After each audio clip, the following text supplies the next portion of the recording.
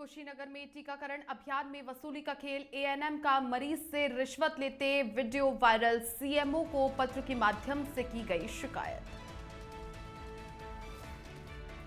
सोनभद्र में पिकनिक पर गए युवक युवती नदी में बहे। घंटों प्रयास के बाद मिला युवक का शव। युवती की तलाश जारी।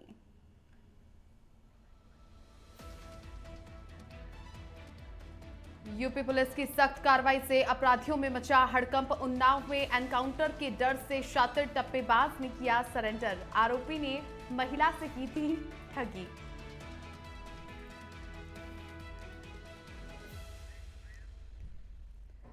बुलंदशहर में भूमाफिया ने किया अवैध कब्जा। पीड़ित की शिकायत पर नहीं हो रही कार्रवाई। शासन और प्रशासन से लगाई गुहार।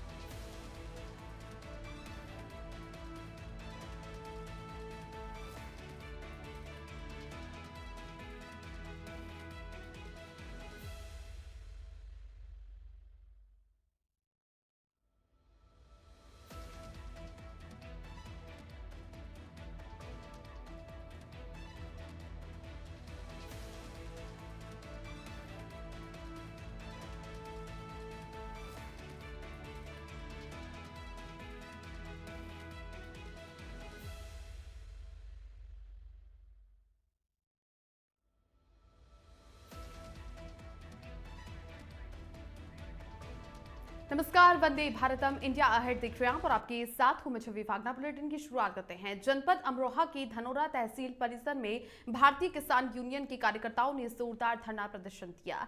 बता दें कि जनपद अमरोहा तहसील धनोरा क्षेत्र के तहत आने वाले गांव में मलेशिया वेव शुगर मिल से किसानों को गन्ने का पेमेंट समय से नहीं मिल रहा, जिससे किसान बहुत परेशान है।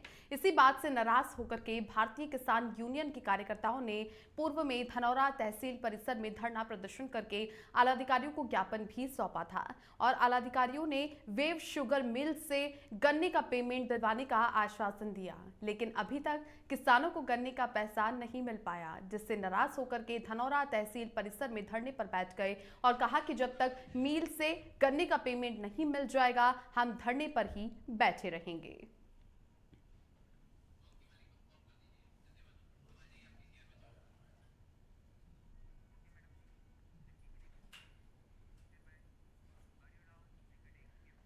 बुलंदशहर के जिले के खुर्जा तहसील के गांव फराना में एक गंभीर मामला सामने आया है, जहां पर दिल्ली निवासी सत्येंद्र कुमार ने अपनी जमीन पर अवैध कब्जे का आरोप लगाया। सत्येंद्र, जो कि सरकारी नौकरी में कार्यरत है, उन्होंने बताया कि करीब 5 वर्ष पहले उन्होंने फराना गांव में एक जमीन खरीदी थी। हाल ही में जब वे अपनी जमीन पर बाउंड्री वॉल का निर्माण शुरू कर रहे थे, तब गांव के ही राहुल पुत्र आय राम ने उनकी बाउंड्री को उखाड़ दिया और जमीन पर अवैध कब्जा करने की कोशिश की। सत्येंद्र ने इस मामले में तहसील में प्रार्थना पत्र जमा किया और उत्तर प्रदेश सरकार के एकीकृत शिकायत निवारण प्रणाली पोर्टल के माध्यम से ऑनलाइन शिकायत भी दर्ज की। हालांकि कई दिनों तक शिकायत करने के बावजूद उनकी समस्या का कोई समाधान नहीं हुआ।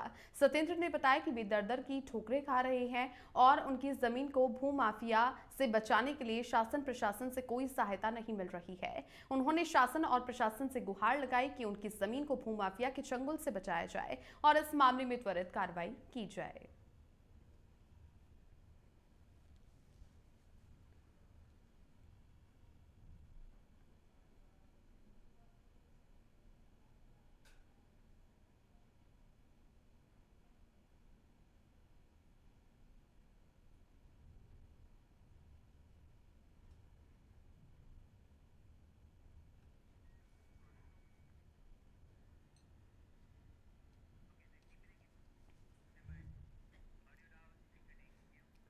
सोनभद्र जिले में एक दुखद घटना सामने आई है। चौपन थाना क्षेत्र के आबाड़ी पिकनिक स्पॉट पर पिकनिक मनाने गए 5 लोगों में से 2 की नदी में डूबने से मौत हो गई। मृतकों की पहचान भानु और स्नेहा के रूप में हुई है। जानकारी के अनुसार 4 बहनें और 1 युवक भानु आबाड़ी पिकनिक स्पॉट पर घूमने गए थे। नहाने के दौरान अचानक नदी में पानी का दबाव बढ़ने से भानु और स्नेहा गहरे पानी में बह गए। हादसे की सूचना मिलते ही स्थानीय पुलिस और एसडीआरएफ की टीम मौके पर पहुंची और बचाव कार्य शुरू किया गया। एसडीआरएफ और पुलिस की टीम ने कड़ी मशक्कत के बाद भानु के शव को बरामद कर लिया, लेकिन स्नेहा का शव अभी तक लापता है। पुलिस और एसडीआरएफ की टीमें स्नेहा की तलाश में जुटी हुई है। इस घटना से मृतकों के परिवार में कोहराम मच गया। पुलिस ने शव को पोस्टमार्टम के लिए भेज दिया है और मामले की जांच शुरू कर दी है। वहीं स्थानीय प्रशासन ने लोगों से पिकनिक स्पॉट पर सावधानी बरतने की अपील की है।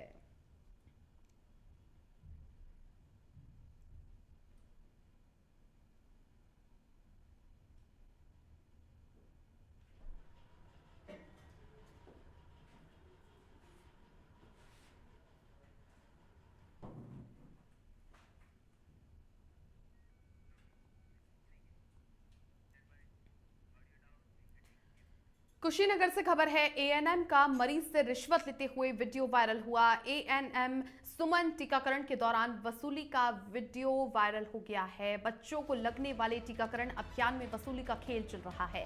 भारत सरकार के टीकाकरण अभियान में एएनएम ने वसूली की।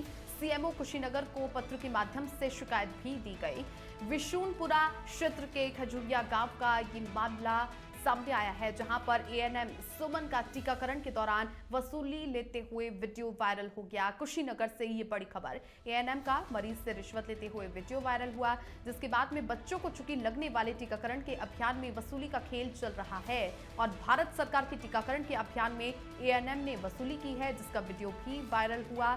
सीएमओ कुशीनगर को पत्र के माध्यम से इस वसूली की शिकायत भी दी गई है। विशुनपुरा क्षेत्र के खजूरिया गांव का ये मामला सामने आया है।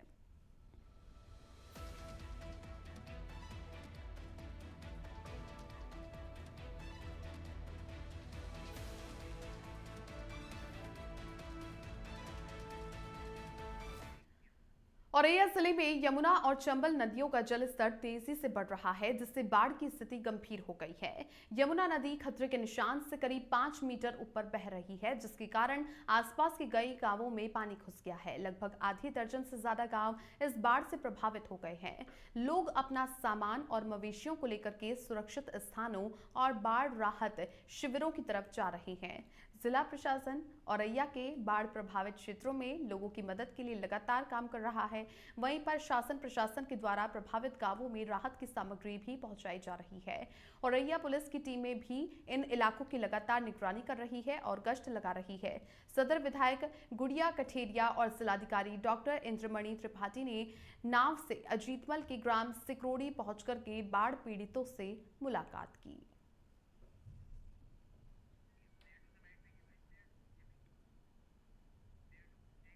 आज हम लोग सितोड़ी गांव में जो बाहर कैंप लगा हुआ बाढ़ से डाले और बीच में पानी चूँकि मरून हो गया है गांव, तो इसलिए गांव में गए थे। हमारे साथ में माननीय क्षेत्रीय विधायक जी भी हैं और जिला पंचायत सदस्य जी भी हैं। सारे लोग जनप्रतिनिधिगण के साथ हम लोग गए थे। पहले तो जो अनमन्य है राशन किट उनको वितरण किया गया है और भीतर से हमारी पीएससी की फ्लड कंपनी लगी हुई है। अब जो व्यवस्था है तो यहाँ पर कैंप लगा कर करी गई है, जैसे राशन है और लंच पैकेट की व्यवस्था अंदर भी करा दी है, जिससे डॉक्टर्स वगैरह लगे हैं और जिलाधिकारी द्वारा और प्रशासन द्वारा पूरी सुविधा दी जा रही है, जिससे एनडीए की टीम भी है, नाव भी लगाई गई है, जिससे उन्हें किसी प्रकार की मुसीबत नहीं करने पड़ रही है। तो अगर कोई दिक्कत है तो उसके लिए पूरी टीम लगी, प्रशासन साथ खड़ा है और मुझे लगता है कि आज रात तक ही पानी कुछ घटेगा। पीछे कल वहाँ भी अस्ता में ऐसी पोजीशन थी, लेकिन आज वहाँ पर पानी।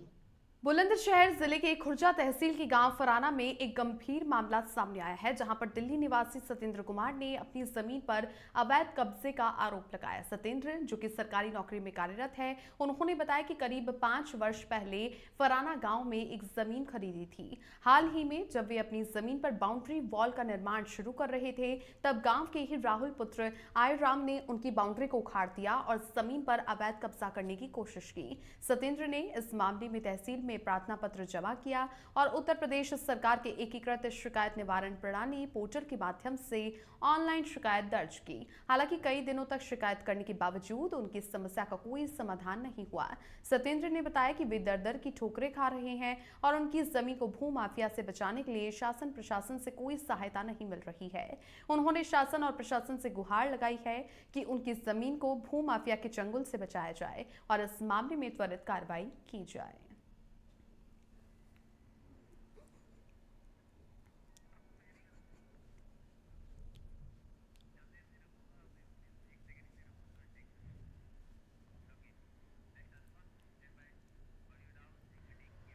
खबर उन्नाव से है, जहां पर एनकाउंटर के डर से एक शातिर आरोपी ने सरेंडर कर दिया है। पुलिस से दबिश से घबराए आरोपी ने आत्मसमर्पण किया। महिला से ठगी करने वाला ये तीसरा आरोपी अरेस्ट हो गया है। एसओजी पुलिस की सख्ती से डरकर के आत्मसमर्पण उसने किया। पहले ही जो साथी पुलिस है उनके साथ में मुठभेड़ हो चुकी थी, जिसके बाद में इसे गिरफ्तार किया गया। आत्मसमर्पण करने वाला आरोपी उत्तराखंड का रहने वाला है। पुलिस की सख्त कार्रवाई से अपराधियों में हड़कंप मच गया है।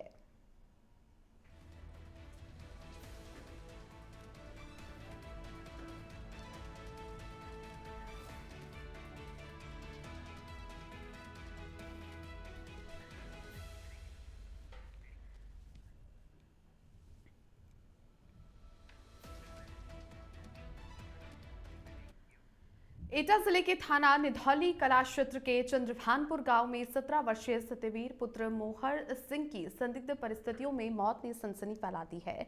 परिजनों ने पुलिस पर गंभीर आरोप लगाते हुए दावा किया कि सत्यवीर को थाने में बेरहमी से पीटा गया, जिसके बाद उसने क्षुब्ध होकर के आत्महत्या कर ली। वहीं पुलिस का ये कहना है कि सत्यवीर को पूछताछ के बाद छोड़ दिया गया था और उसने आत्महत्या कर ली। घटना कुछ दिन पहले गांव की एक लड़की के लापता होने से जुड़ी हुई है। पुलिस के मुताबिक इस मामले में सत्यवीर को पूछताछ के लिए शुक्रवार को थाने बुलाया गया था। सत्यवीर अपने बड़े भाई और मामा के साथ थाने पहुंचा, लेकिन पुलिस ने परिजनों को भगा दिया। परिजनों का आरोप है कि थाने में सत्यवीर को 3rd डिग्री दी गई, जिससे उसकी हालत बिगड़ गई। रात में उसे मरणासन हालत में छोड़ा गया और गुस्साए परिजनों और ग्रामीणों ने सत्यवीर के शव को ट्रैक्टर पर लाद करके एटा एसएसपी कार्यालय के बाहर प्रदर्शन किया। भारी हंगामे के बीच उन्होंने आरोपियों के खिलाफ सख्त कार्रवाई की मांग की। एटा एसएसपी श्याम नारायण सिंह ने बताया कि मामले की जांच अपर पुलिस अधीक्षक को सौंपी गई है। थाना निधौली कला के दरोगा सुरेंद्र सिंह और एक अन्य दरोगा को लाइन हाजिर कर दिया गया है, जबकि 3 सिपाहियों के खिलाफ जांच शुरू की गई है।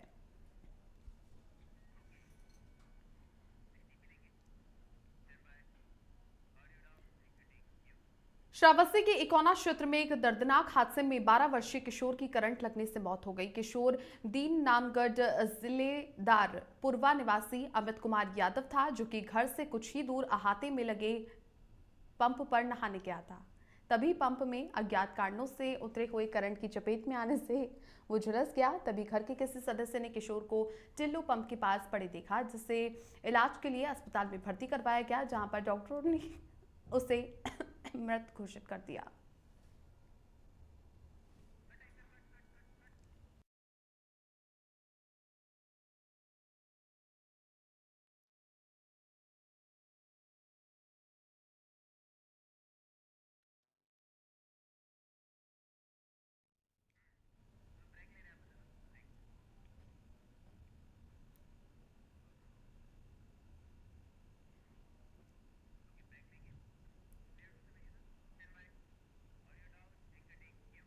बुलेटिन में वक्त हो चला है एक छोटे से ब्रेक का।